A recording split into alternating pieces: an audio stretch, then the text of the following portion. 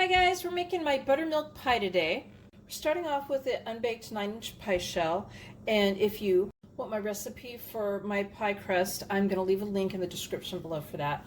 Otherwise, you could make your own, or you could even buy one that's already pre-made and frozen from the store.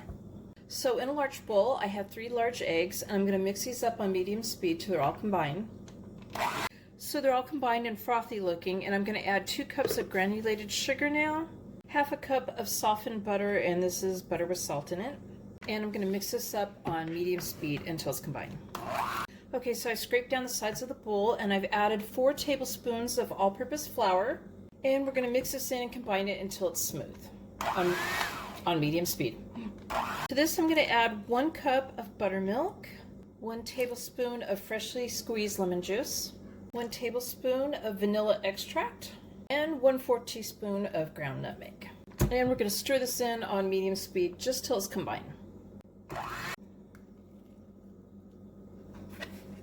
Okay, so my oven is preheated to 350 degrees.